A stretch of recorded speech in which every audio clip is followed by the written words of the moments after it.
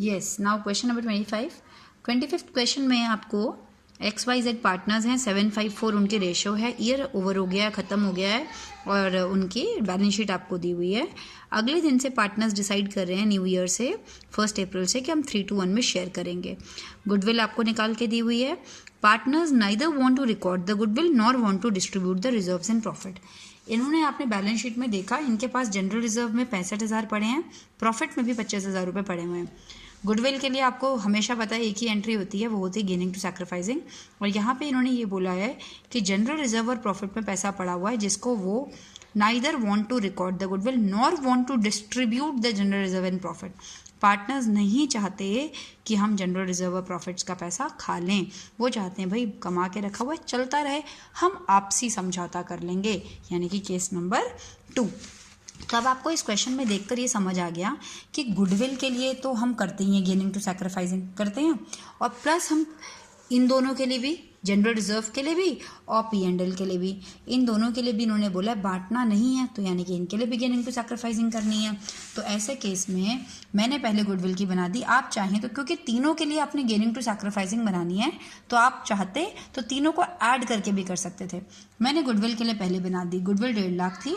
सबसे पहले मैंने गेनिंग सैक्रिफाइसिंग रेशो निकाली, दोनों को गेन हो रहा है, इन दोनों को मैंने डेबिट किया, 2Z multiply by value of goodwill, ये फिगर मेरी आ गई। 3/48 into 1.5 lakh, 1/48 into 1.5 lakh, 4/48 into 1,50,000। ये तो मैंने बना दी गुडविल की एंट्री।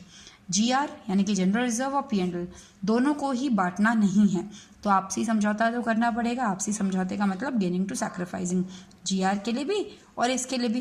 तो क्यों ना दो अलग अलग एंट्री पास करने से अच्छा दोनों को कंबाइन कर देते हैं। कंबाइन करके 90,000 होता है, इसके लिए भी मैंने gaining to sacrificing, gaining sacrificing मैंने पहले ही निकाल के रखा हुआ है, XY डेबिट टू Z 90,000 से मैंने कर दिया। क्वेश्चन में मुझे बोला गया है पास necessary journal entry, journal entry मैंने बना दी। उसके बाद बोले बैलेंस शीट बनानी है। याद रखना बैलेंस शीट से पहले हमेशा पार्टनर्स अकाउंट बनेगा, फिर बैलेंस शीट बनेगी। बैलेंस शीट बनाने से पहले हमेशा पार्टनर्स अकाउंट बनेगा।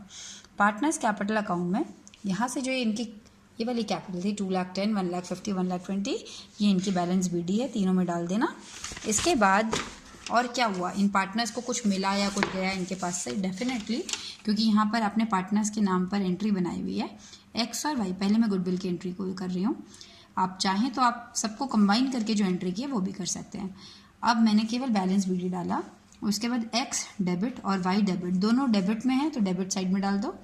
X के डेबिट में कितना 9375 और Y मैंने ना तीनों एंट्रीज को वो कर लिया, कंबाइन कर लिया।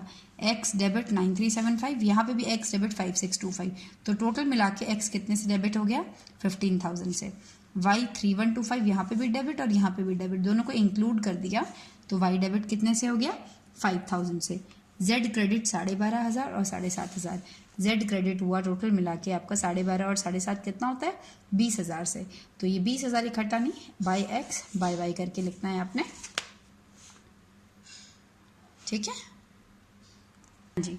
तो Z में आपने 20,000 कैसे करके लिखना, यानी कि Z ने इस वाले केस में 9375 दिए थे किसको, X को, और इस केस में 5625, तो X के पास कितने गए थे 15,000 और Y के पास कितने गए थे 20, कुल मिला के मतलब 12,500 और 7,500 20,000 आना चाहिए उसके अकाउंट से, निकल गया, ख़त्म। X Y Z का कैपिटल अकाउंट क्लोज करते हैं। यहाँ के टोटल में से इसको minus, balance CD balance CD balance CD तीनों का आ गया। अब इन्होंने हमें बैलेंस शीट बनाने के लिए बोला है। बैलेंस शीट में आपके पास एसेट्स कितनी थी 7 लाख है, एसेट्स में आपके कोई चेंजेस नहीं थे, आपने भी assets as it is 7 lakh की दिखा दी। बैलेंस शीट वाला पहला क्वेश्चन है, ज़रा ध्यान से करिएगा। बैलेंस शीट पहले से 7 लाख की थी, कोई चेंजेस नहीं हुए, इसलिए आपने बैलेंस शीट 7 लाख की दिखा दी। यहाँ पे कैपिटल ये थी, लेकिन आपकी कैपिटल चेंज हो चुकी है।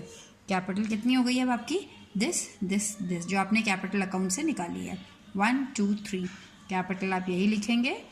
क्वेश्चन में हमें दिया था जनरल रिजर्व और P&L, क्या वो आपने बांटा था, बिल्कुल नहीं बांटा था मैम, वो तो हमने आपस में समझौता कर लिया था। तो यहाँ पर लिखा भी हुआ था partners does not want to distribute, तो यानी कि वो एज इट इज़ हमारे पास पड़ा हुआ है। जनरल रिजर्व 65,000 का पड़ा है, P&L भी 25,000 का पड़ा है, क्रेडिटर्स में भी कोई चेंज नहीं था, 31 वो भी पड़ा हुआ है।